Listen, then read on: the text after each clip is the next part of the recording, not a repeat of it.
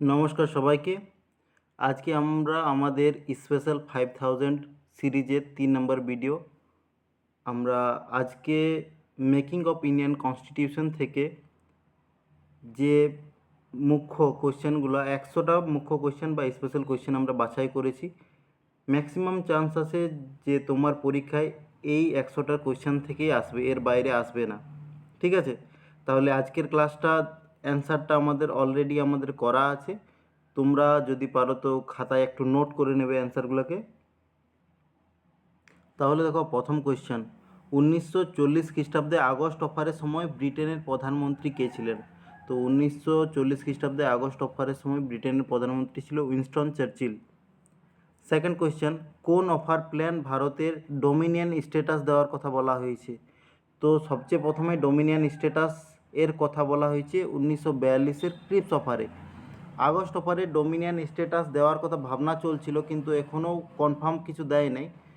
Dominion স্ট্যাটাসের confirm মানে কথা বলা হয় সেটা হচ্ছে 1942-এর ক্রিপস অফারে। ক্রিপস মিশন প্ল্যানের অধ্যক্ষ কে ছিল? ক্রিপস মিশন প্ল্যানের অধ্যক্ষ ছিল স্যার স্ট্যাফোর্ড ক্রিপস। তারপরে ক্রিপস মিশনকে পোস্ট ডেটেড চেক বলেছে, পোস্ট ডেটেড চেক বলেছে MK গান্ধী বা মহাত্মা গান্ধী। আর একটা মনে রাখবে যে post dated cheque of a bankrupt bank, এই ধরনের স্টেটমেন্ট দিয়েছিল JL নেহরু, জওয়াহরলাল নেহরু। তারপরে কোন প্ল্যানের মাধ্যমে সর্বপ্রথম অন্তর্বর্তী সরকার গঠন করা হয়? তো সবচেয়ে প্রথমে অন্তর্বর্তী সরকার গঠন করা হয় ওয়েভেল প্ল্যানের মাধ্যমে, যেটি এসেছিল 1945 খ্রিস্টাব্দে। ঠিক আছে, আর ভারতে ওভেল প্ল্যান আনার কারণ কী ছিল? ভারতে ওভেল প্ল্যান আনার কারণ এটাই ছিল যে সেই সময় নেতাজি সুভাষচন্দ্র বোস কী করছিল, জাপানের সহায়তায় ভারতে দখল নিচ্ছিল। ঠিক আছে, তো ওটাকে রুদ্ধ করার জন্য বা ভারতীয়রা যাতে না সাহায্য করে জাপানকে World War II-তে, ওই জন্য ওভেল প্ল্যান আনা হয়। ঠিক আছে, ওয়েভেল প্ল্যানে যে অন্তর্বর্তী সরকার গঠিত হয়েছিল সেটিতে কংগ্রেসের সদস্য কতজন ছিল? দেখো, টোটাল সদস্য ছিল 14 জন, তার মধ্যে কংগ্রেসের ছিল 8 জন আর মুসলিম লীগের ছিল 6 জন। ঠিক আছে, নেক্সট কোয়েশ্চেন, 1945 খ্রিস্টাব্দে সিমলা সমঝোতার সময় কংগ্রেসের সভাপতি কে ছিল? তো 1945-এর সিমলা সমঝোতার সময় কংগ্রেসের সভাপতি ছিল মৌলানা আবুল কালাম আজাদ। ইউনাইটেড নেশন কবে গঠিত হয়? ইউনাইটেড নেশন 24 অক্টোবর 1945 খ্রিস্টাব্দে গঠিত হয়। ক্যাবিনেট মিশন প্ল্যানের সময় ব্রিটেনের প্রধানমন্ত্রী কে ছিল? ক্যাবিনেট মিশন প্ল্যানের সময় ব্রিটেনের প্রধানমন্ত্রী ছিল ক্লিমেন্ট অ্যাটলি। আর সেই সময় কোন পার্টি জিতেছিল? সেই সময় মনে রাখবে যে লেবার পার্টি ব্রিটেনের করছিল, লিডিং পার্টি ছিল। আর ক্যাবিনেট মিশন প্ল্যানের অধ্যক্ষ ছিল প্যাথিক লরেন্স। দেখো, ক্রিপস মিশন বলো বা ক্যাবিনেট মিশন প্ল্যান বলো, দুজনের যে সদস্যগুলো ছিল সব সেম ছিল, কিন্তু ক্রিপস মিশনের লিডিং অধ্যক্ষ ছিল স্ট্যাফোর্ড ক্রিপস, আর ক্যাবিনেট মিশনের অধ্যক্ষ ছিল প্যাথিক লরেন্স। আর আর একটা মেম্বার ছিল যার নাম ছিল AV আলেকজান্ডার। নেক্সট কোয়েশ্চেন, কোন প্ল্যানের উপর সংবিধান সভা গঠিত হয়? 1946-এর ক্যাবিনেট মিশন প্ল্যানের উপর সংবিধান সভা গঠিত হয়। সংবিধান সভা কবে তৈরি হয়? তো সংবিধান সভা তৈরি হয় 6th অফ ডিসেম্বর 1946।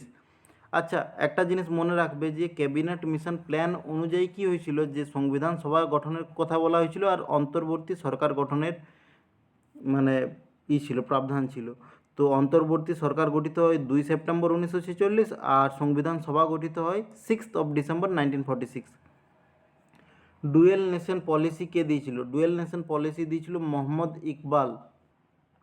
আর যদি বলা হয় কোথায় দিয়েছিল, তাহলে মনে রাখবে যে 1930-এর মুসলিম লীগের এলাহাবাদ অধিবেশনের অধ্যক্ষ ছিল মোহাম্মদ ইকবাল, আর তখনই তিনি ডুয়েল নেশন পলিসি দিয়েছিল। ডুয়েল নেশন বলতে একটা ইন্ডিয়া আর একটা হচ্ছে পাকিস্তান।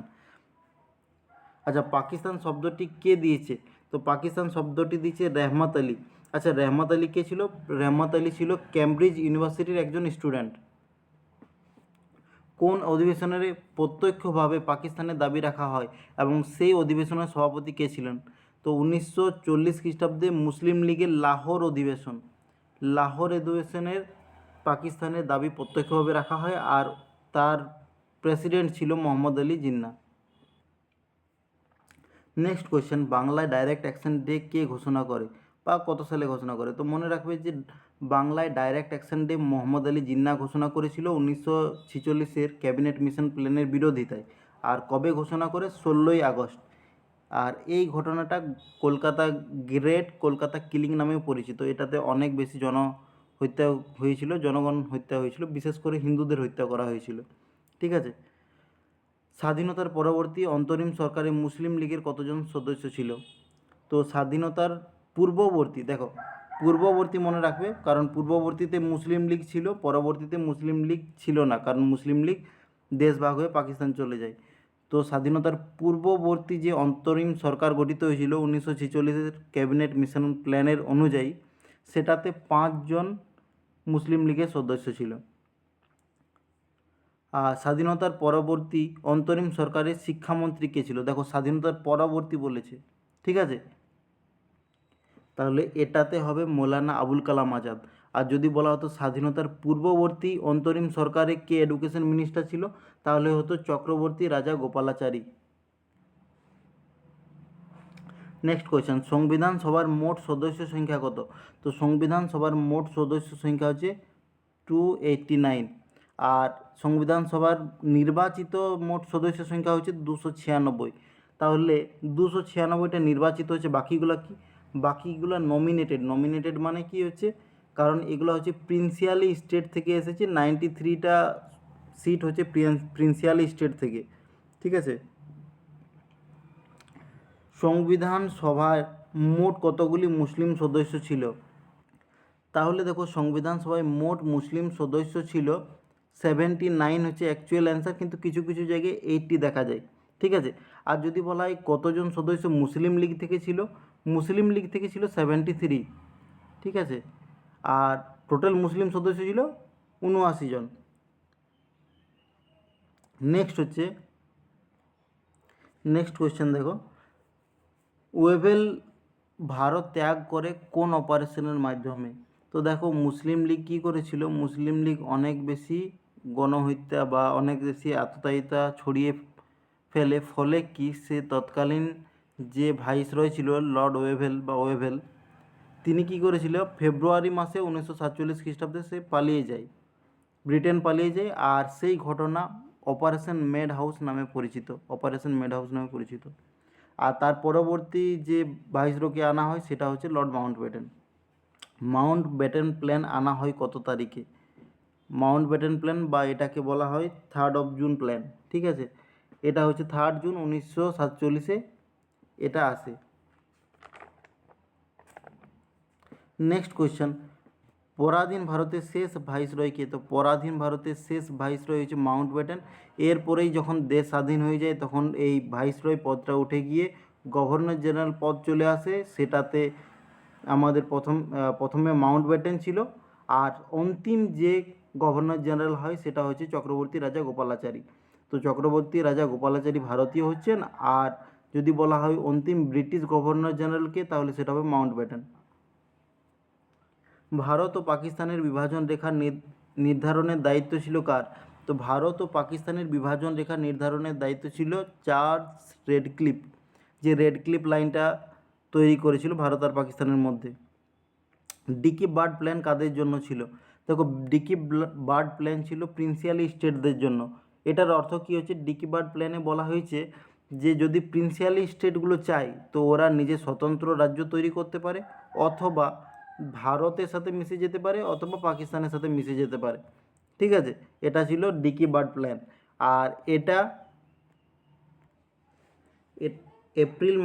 এপ্রিল মাসে এই প্ল্যানটা এসেছিল। পরবর্তী সময়ে এই প্ল্যানটাকে মাউন্টব্যাটেন প্ল্যান বা 3 জুন প্ল্যানের সাথে মিশ্রণ করে দেওয়া হয়, মানে মিশিয়ে দেওয়া হয় আর কি। ভারত স্বতন্ত্রতা বা স্বাধীনতা অধিনিয়ম কত সালে আনা হয়? আচ্ছা, তারিখটা মনে রাখবে যে এই বিলটা আনা হয়েছিল 4 জুলাই কিন্তু পাস হয়েছে এটা 18 জুলাই, ঠিক আছে, 18 জুলাই 1947। সর্বপ্রথম সংবিধানের দাবি করেছিলেন কে? সর্বপ্রথম সংবিধানের দাবি করেছিল বাল গঙ্গাধর তিলক।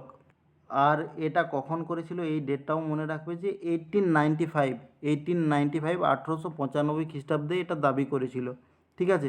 আর দেখো এখানে একটু ছোট ছোট জিনিসের তফাৎ আছে। সংবিধানকে দাবি করে সেটা হবে বাল গঙ্গাধর তিলক, আর যদি সংবিধান সভার প্রথমকে দায়িত্ব করে সংবিধান সভা, তাহলে সেটা হবে এম.এন. রয় বা মানবেন্দ্র নাথ।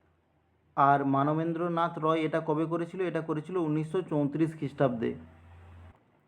নেক্সট কোয়েশ্চেন দেখো, কংগ্রেসের মধ্যে প্রথম সংবিধানের মাং হয় কোন অধিবেশনে? তো সংবিধানের প্রথম মাং হয় 1928-এর কলকাতা অধিবেশনে।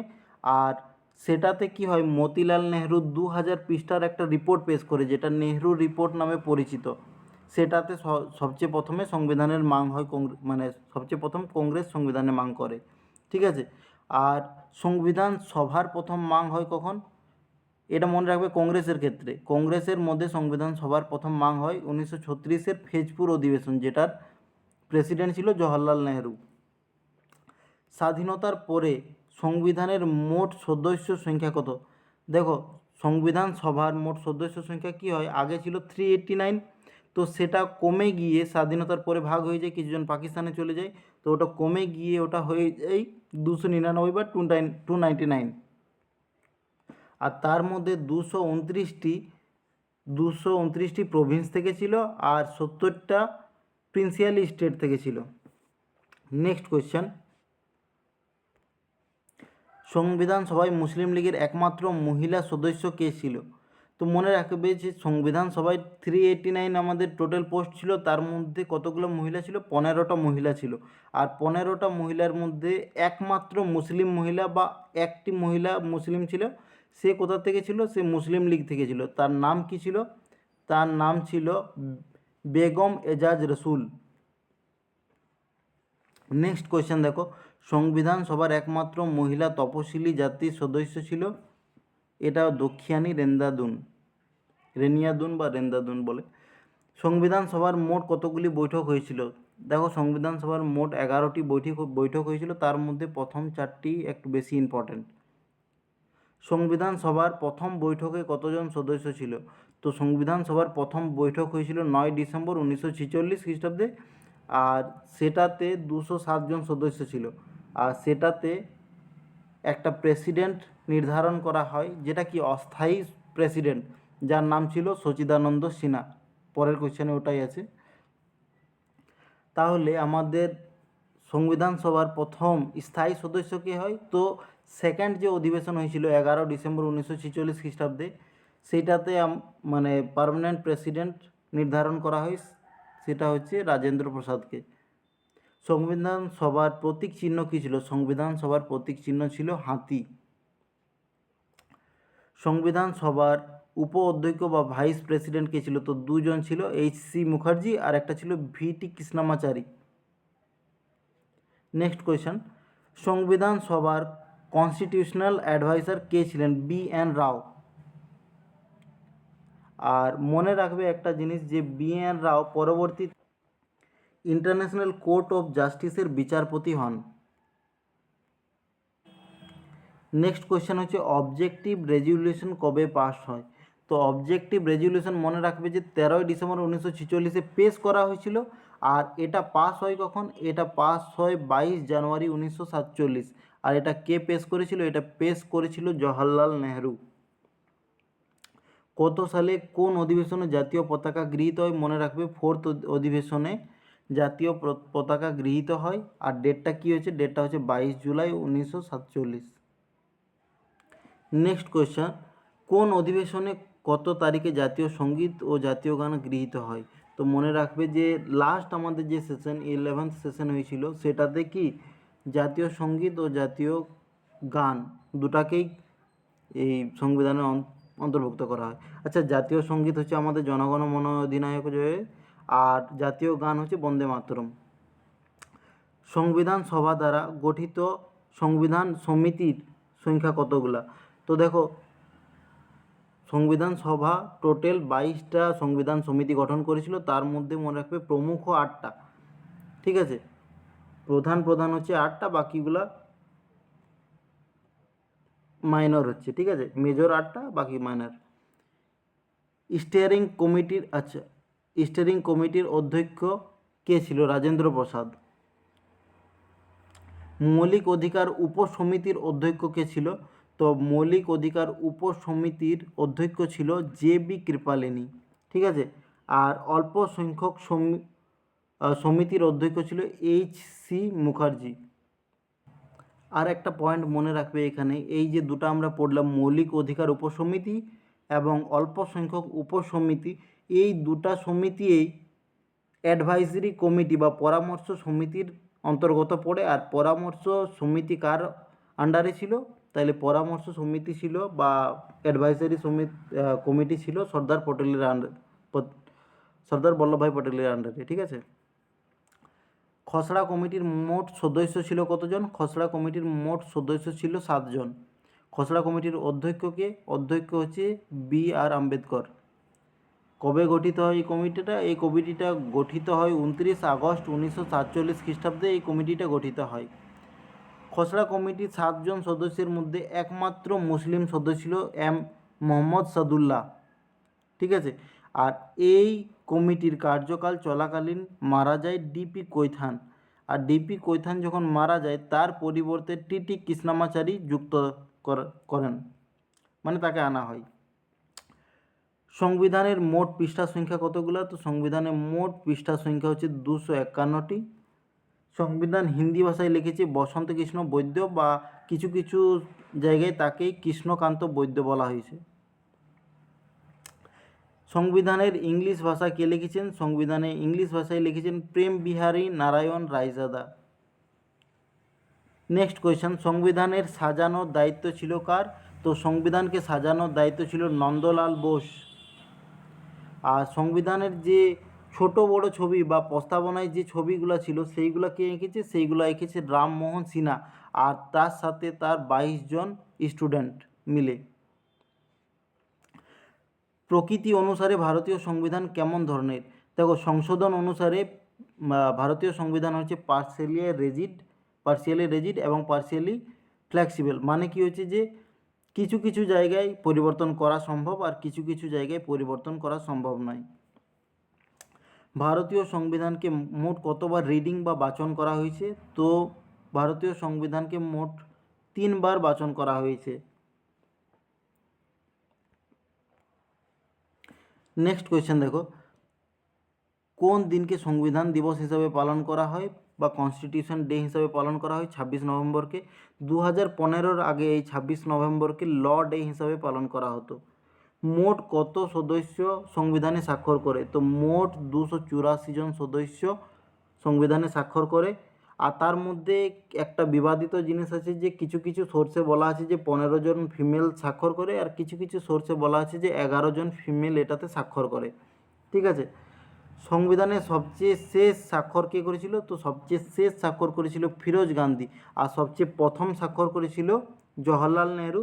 আর সবচেয়ে যদি বলা হয় উপরে কে স্বাক্ষর করেছে, তাহলে হবে রাজেন্দ্র প্রসাদ। রাজেন্দ্র প্রসাদ সবচেয়ে উপরে স্বাক্ষর করে, আর সবচেয়ে প্রথম করে জওহরলাল নেহরু। সংবিধান তৈরিতে মোট কত টাকা অর্থ ব্যয় হয়? তো 64 লাখ টাকা অর্থ ব্যয় হয়।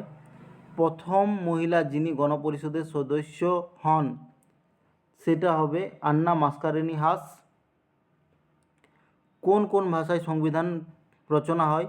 তো দেখো, প্রথমে দুটো ভাষায় সংবিধানকে লেখা হয়, একটা হচ্ছে হিন্দি আর একটা হচ্ছে ইংলিশ। পরবর্তী সময়ে আলাদা আলাদা ভাষাতে এটা ট্রান্সলেট হয়ে যায়। সংবিধান রচনা হতে মোট কতদিন সময় লেগেছিল? তো সংবিধান রচনা হতে মোট 2 বছর 11 মাস 18 দিন সময় লেগেছিল। সংবিধান কবে গৃহীত হয়? সংবিধান গৃহীত হয় 26 নভেম্বর 1949-এ, আর এটা কার্যকরী হয় 26 জানুয়ারি 1950 খ্রিস্টাব্দে। দেখো, নেক্সট কোয়েশ্চেন হচ্ছে গণপরিষদের প্রথম সভার কত তারিখে হয়? তো গণপরিষদের প্রথম সভা হয় 9 ডিসেম্বর 1946-এ। আর যদি বলা হয় শেষ সভা কখন হয়, তাহলে শেষ সভা হয় 24 জানুয়ারি 1950-এ, ঠিক আছে। সর্বপ্রথম পূর্ণ স্বরাজের দাবি হয় কংগ্রেসের কোন অধিবেশনে? সেটা হচ্ছে লাহোর অধিবেশনে 1923-এ। আর সেই দিন থেকে মনে রাখবে যে 26 জানুয়ারি আমাদের স্বাধীনতা দিবস হিসেবে পালন করা হতো। তারপরে যখন 1947-এ 15ই আগস্ট যখন আমাদের স্বাধীনতা হয়ে যায়, তখন যেহেতু 26 জানুয়ারির দিনটার যাতে ঐতিহ্য বহাল থাকে, ওই জন্য ওই দিনটাকে আমাদের রিপাবলিক ডে ঘোষণা করা হয়, বা সেই দিনটাতে কি করা হয় যে সংবিধানকে কার্যকর করা হয়। সংবিধানের প্রমাণ সময় কতজন চূড়ান্ত মহিলা স্বাক্ষর করে? তো এটা একটু আগেই বললাম যে এটা নিয়ে কনফিউশন আছে, বিভিন্ন সোর্সে বিভিন্ন দিয়েছে। তো দুটাই মনে রাখবে, 15 জন আর 11 জন, যেটা থাকবে অপশানে সেটা মেরে দেবে। কিন্তু এটার মধ্যে মনে রাখবে যে বেশি অ্যাকুরেট হচ্ছে 11 জন। ঠিক আছে। সংবিধান সংরক্ষণের কথা কে জোরালোভাবে উপস্থাপন করে? তো সর্দার বল্লভভাই পটেল সংবিধানে সংরক্ষণের কথা জোরালোভাবে স্থাপন করে। কবে জাতীয় প্রতীক গৃহীত হয়? জাতীয় প্রতীক যে আমাদের ন্যাশনাল অ্যাম্বলেম রয়েছে অশোক স্তম্ভ, সেটা গৃহীত হয় 26 জানুয়ারি 1950 খ্রিস্টাব্দে। গণপরিষদের বৈঠক রেকর্ড করার প্রস্তাবকারী কর্মকর্তা ছিলেন স্নেহলতা শ্রীবাস্তব। মানে তিনিই প্রথম বলেছিলেন যে আমাদের বৈঠকে যে জিনিসগুলো হচ্ছে সেগুলোকে রেকর্ড করা হোক। আর এটাকে পরবর্তীতে আমরা জানতে পারবো যে কোথায় রেকর্ড করা হয়েছে। ঠিক আছে, আর কি বলা হয়েছে রেকর্ডটাকে। গণপরিষদের সবচেয়ে কনিষ্ঠ নারী হচ্ছে সুচেতা কৃপালিনী। গণপরিষদের বৈঠক কতদিন চলেছিল? তো গণপরিষদের বৈঠক চলেছিল 165 দিন। নেক্সট কোয়েশ্চেন হচ্ছে গণপরিষদের আলোচনার কতগুলি ভলিউমে সংরক্ষিত হয়? তো গণপরিষদে যে আলোচনাগুলো হয় সেগুলো মোট 12টি ভলিউমে সংরক্ষণ করা হয়। নেক্সট কোয়েশ্চেন দেখো, সংবিধান গঠনের কোন বিষয় নিয়ে সবচেয়ে বেশি বিতর্ক হয়েছিল?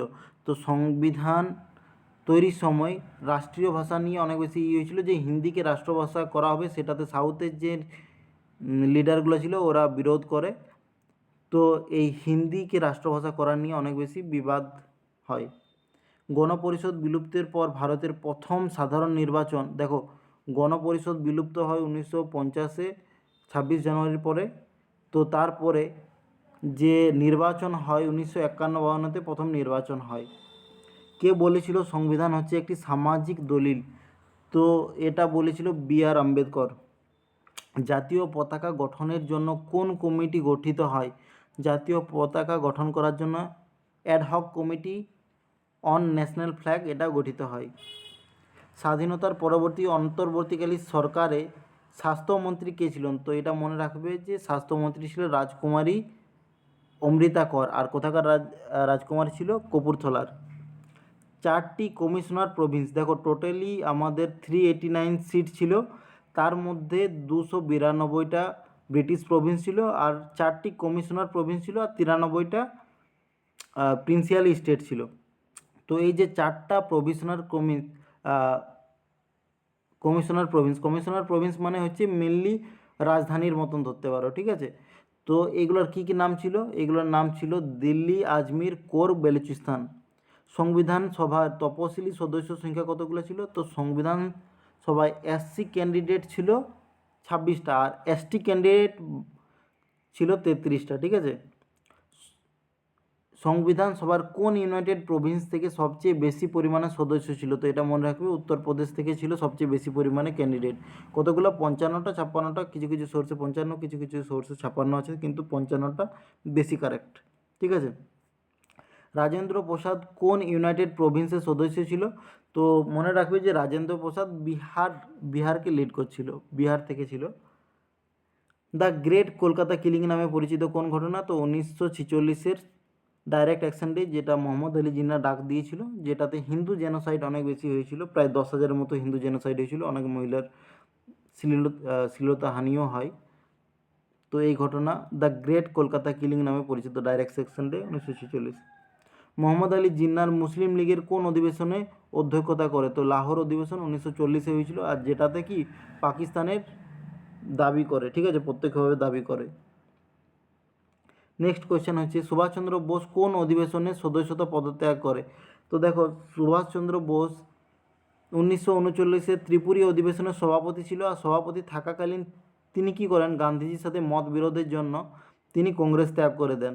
আর সেশনের মাঝে তিনি ত্যাগ করে দিয়েছিলেন, তো পরবর্তী যে বাকি অংশটা সেশনের, সেটা রাজেন্দ্র প্রসাদ কমপ্লিট করে।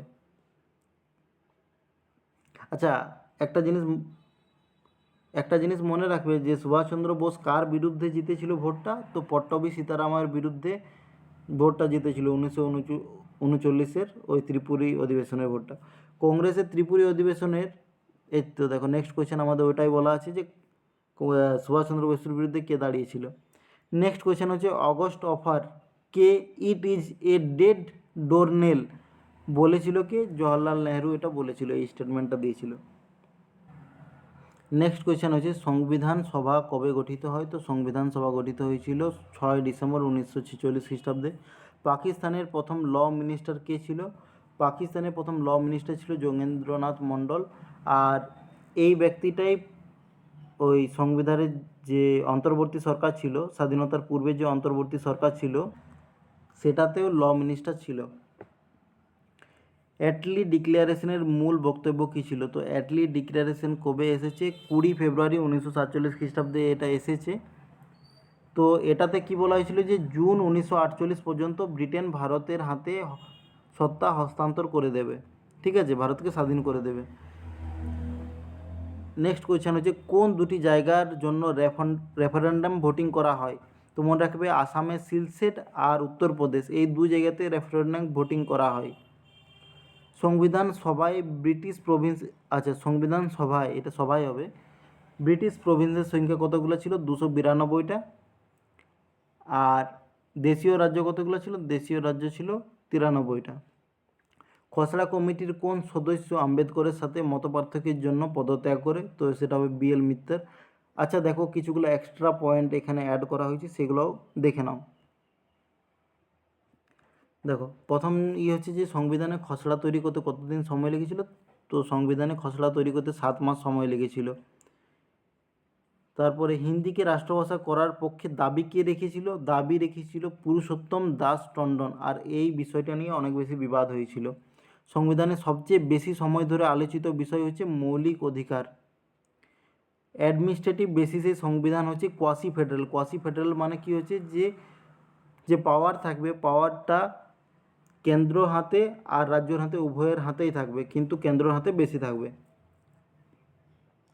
নেক্সট হচ্ছে 26 জানুয়ারির দিনটিকেই কেন সংবিধান প্রণয়নের জন্য বেছে নেওয়া হয়, সেটা এখানে দেওয়া আছে। কারণটা কি, 1930-এর লাহোর অধিবেশনের পর থেকে এই দিনটাকে স্বাধীনতা দিবস হিসেবে পালন করা হয়, তাই এই দিনটির ঐতিহ্য বহাল রাখার জন্য 26 জানুয়ারিতে আমাদের রিপাবলিক ডে,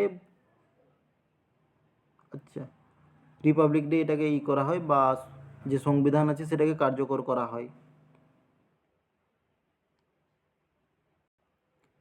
নেক্সট দেখো, আমি বিশ্বাস করি আমরা এক মহান ঐতিহ্যের ঐতিহাসিক কাজ করেছি, এই উক্তিটা কে দিয়েছে, এই উক্তিটা দিয়েছে Rajendra Prasad. Indian constitution is a lawyer's paradise, এই উক্তিটা কার, এই উক্তিটা হচ্ছে ইন্দিরা গান্ধীর। প্রাদেশিক সাহিত্য শাসনের পক্ষে ছিল চক্রবর্তী রাজা গোপালাচারী, মানে চক্রবর্তী রাজা গোপালাচারী আমাদের যে কনস্টিটিউশনটাকে ফেডারেল বানাতে চাইছিল, কিন্তু ওটা আমাদের হয়ে গেলো কোয়াসি ফেডারেল। ফেডারেলগুলোতে কী হয় যে রাজ্যদের হাতে পাওয়ার থাকে, যেমন আমেরিকার ক্ষেত্রে বিভিন্ন রাজ্যের ক্ষেত্রে বিভিন্ন নিয়ম হয়, 50টি রাজ্যের মধ্যে সব রাজ্যে আলাদা আলাদা নিয়ম, আলাদা আলাদা ফ্ল্যাগ হয়, ওদের দুটো সিটিজেনশিপ থাকে, ঠিক আছে, একটা কেন্দ্রের থাকে একটা রাজ্যের থাকে। নেক্সট কোয়েশ্চেন হচ্ছে ধর্ম নিরপেক্ষতার দাবি কে রাখে, PS দেশমুখ। আর আমাদের আজকে লাস্ট কোয়েশ্চেন হচ্ছে কনস্টিটিউশন অ্যাসেম্বলি এর স্থায়ী রেকর্ড কী নামে পরিচিত, তো আমি একটু আগেই বলেছিলাম যে এটা রেকর্ড করার কথা বলা হয়েছিল, তো এই রেকর্ডটা কী নামে পরিচিত হয়েছে, এই রেকর্ডটা ক্যাড নামে পরিচিত হয়েছে। ক্যাড মানে কি হচ্ছে, কনস্টিটিউয়েন্ট অ্যাসেম্বলি ডিবেট নামে পরিচিত, ঠিক আছে। তো দেখো আজকে আমাদের এই চ্যাপ্টার থেকে মেকিং অফ ইন্ডিয়ান কনস্টিটিউশন থেকে আমরা বেস্ট 110টা কোয়েশ্চেনকে আমরা বেছে নিয়েছি, আর মানে বেশি চান্স আছে যে এই কোয়েশ্চেনগুলোর থেকেই তোমাদের আসবে। তো ভিডিওটা অনেক বেশি এটার পেছনে অনেক বেশি খাটালি হয়েছে, তো আমি চাইবো যে তোমরা যাতে নিজের বন্ধু বান্ধবদের সাথে এটাকে শেয়ার করে নাও, ঠিক আছে। আর চ্যানেলটা যদি কেউ না সাবস্ক্রাইব করে থাকো, নতুন কেউ যদি থাকো, তাহলে অবশ্যই সাবস্ক্রাইব করে নেবে, ঠিক আছে। আর সবচেয়ে শেষে বলছি যে অসংখ্য ধন্যবাদ ভিডিওটাকে এতক্ষণ ধরে ধৈর্যভাবে দেখার জন্য।